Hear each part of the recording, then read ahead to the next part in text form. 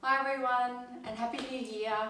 I was thinking about what kind of video I wanted to share for the first one for the year, and I was thinking about all of you out there who are hobby kind of home soap makers like me, and you've probably got lots of old soaps that you didn't quite use or you didn't like, or you've kind of half used on a holiday and then forgot about.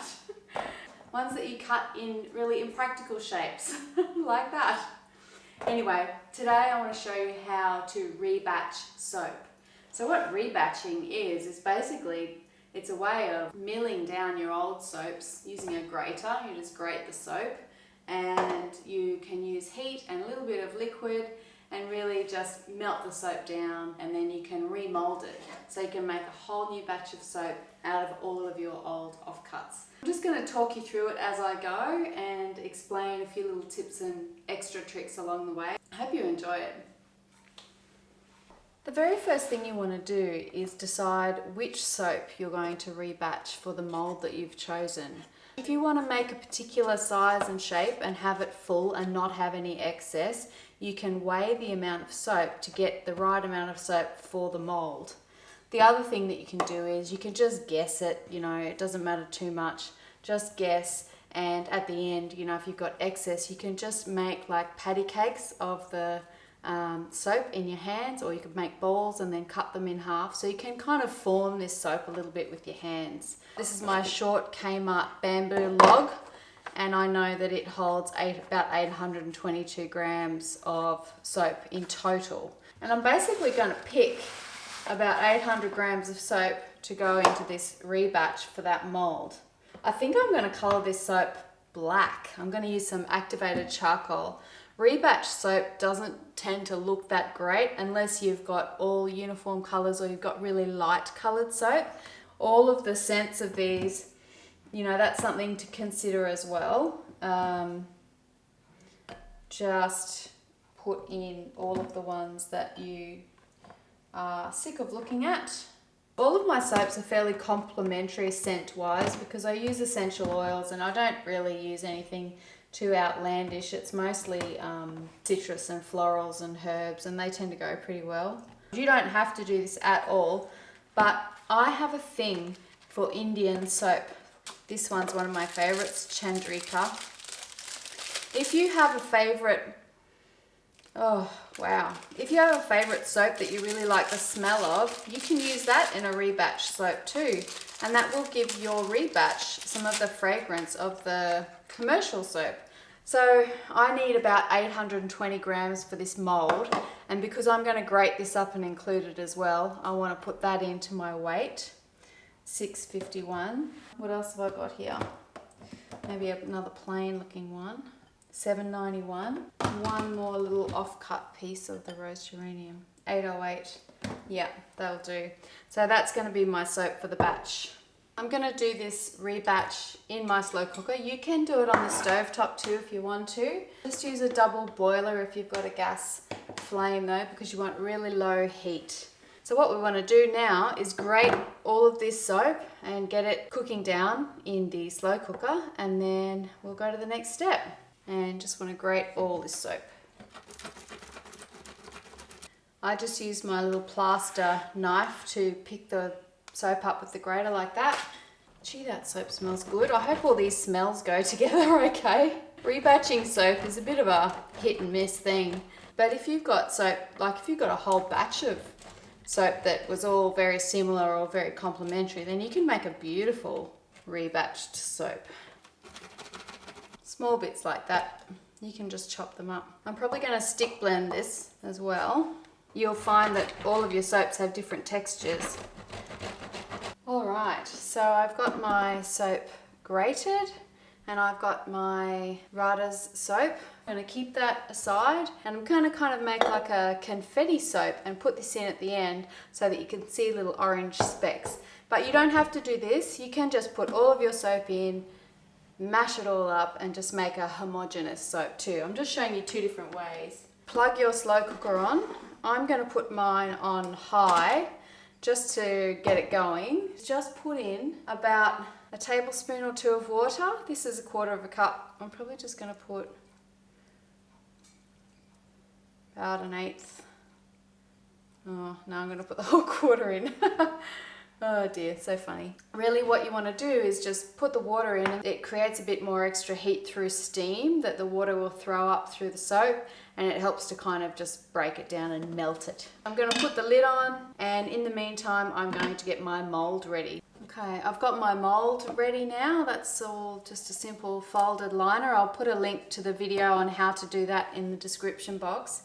We're just going to check on the soap now. I have turned the heat down to low. I just put it on high just for the first 5 or 10 minutes just to get things going, and then turn it down to low. So I'm just going to have a little look in the bottom. Oh yeah, I don't know if you can see, but I can see it's starting to get a bit squishy. And right down the bottom, I'll see if I can dig a bit out so you can see it. Oh. See that? Right down the bottom, the soap is starting to melt and go a bit jelly. That's what we want. We're just going to wait till all the soap goes jelly. If you think it's getting a bit dry on the top, you can just get a bit of water in a water sprayer and just very lightly spray it around the top. Be careful not to add too much water because your soap will be too wet and it will take forever to harden again. I'll just put that lid back on. I think it's been about 20 or 30 minutes. I'm not exactly sure. Just have another little look. Oh yeah, you can see that jelly bit there. It's starting to melt down the bottom. It does take a little bit of time, but you don't really have to supervise it. This is the kind of soap that you can make. You can just put it on and forget about it for a while, really. Go off and do other things. Come back again a bit later.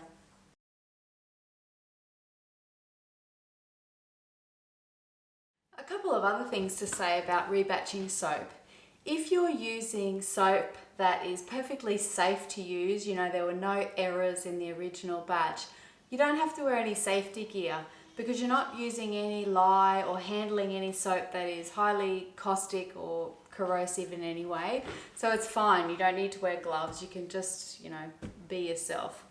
You can use this method to correct incorrect soap batches though. So if you made a soap batch and you knew that you misweighed your oils and the soap turned out lye heavy, so it had too much lye in it and therefore too caustic, you can use this method to grate that soap up. Use gloves, of course, just protect your skin because the soap could be really harsh. Grate it up, put it in here, and you can just add little bits of oil. If you know how much oil you missed, that's easy. Just get that amount of oil and add it to the batch. Cook it through like a hot process soap, really. You're just reprocessing it to add that extra oil. If your batch is not lye heavy and you haven't put enough lye in and it's got too much oil in it, so essentially that'll be like having a really big super fat. Depends on how much it is. You can just leave your soap like that if you want and just use it up. But if you would like to correct it and you know how much it is, you can make another small lye solution and very carefully with your safety gear, with your glasses, proper safety goggles, gloves, all the rest, you can add some lye to your oil heavy soap to bring up the balance so that the super fat amount isn't too high. Just remember to use your safety gear if you're using lye heavy soap or you're adding more sodium hydroxide or making a lye solution. All right, look at that. The soap is pretty much really melted down now. You can see it's popping up a little bit at the sides. Now at this stage, you can just mold your soap just like that. That's all you need to do. I'm going to turn that heat off. If you want to make this really smooth, you can stick blend this soap and it just gets out some more of those final little lumps. Just gonna keep this moist so it doesn't dry out. This is totally optional, this step. You do not have to do this at all. That's fine to just mold the way it is.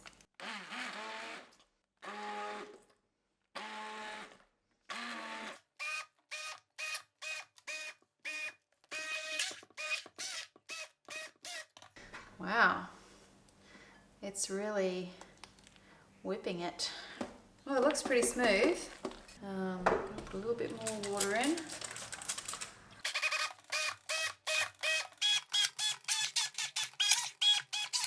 All right, that's enough.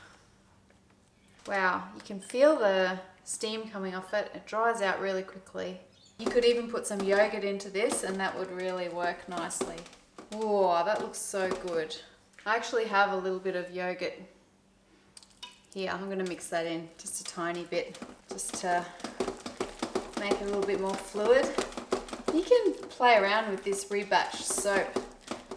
It's quite fun to make. It's very safe if you've got soap that's already made. Yeah, that's pretty nice. I've just got a little bit of activated charcoal here. I'm just going to put a tiny bit in and mix that through. Whoa, look at that. That's unique.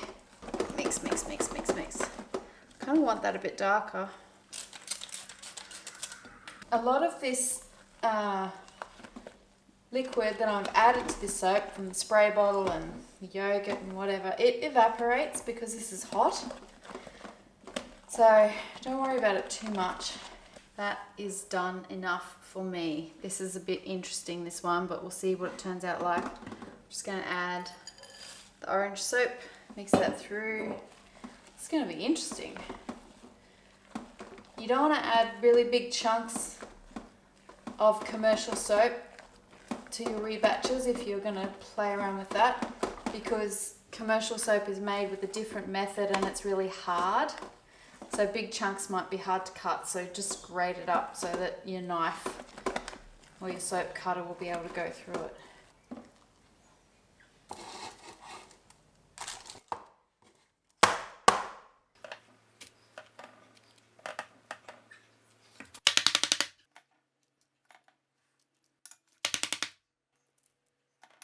I think the stick blending has whipped a bit of air into that soap. It's made the volume bigger than it was meant to be. Okay, that's enough. It's really important to tap down any hot processed soap. It reminds me of lava. It'd be really interesting to see what it's like. So all you do now is you just leave this to harden. And usually I cut mine the next day, but you could leave it a day or two. It depends on how much water you put in the soap. So this will harden up, and probably tomorrow I'll come back and we'll cut it, and hopefully we should have a nice kind of charcoal soap with the little orange flecks inside. Well, here we are the next day. Let's see what the soap looks like. Whoa, that looks good. I kind of like it. It's really rustic. It still reminds me of lava.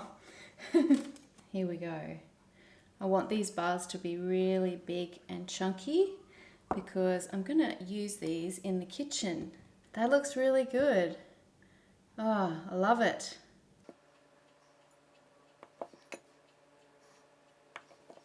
It smells good. It's not too strong, which is great. It's quite a subtle essential oil scent from the other soaps that I put in there. The Rebatching soap is a faint sort of a smell, but it's there. It's subtle, which is kind of what I wanted. It's just a nice little example of a method that you can use to rebatch your old soap. You can get really creative with it, make it a new darker colour if the colour's not so great to begin with, and you can add some more essential oils, or you can add little chunks of other soap in to get some confetti look happening.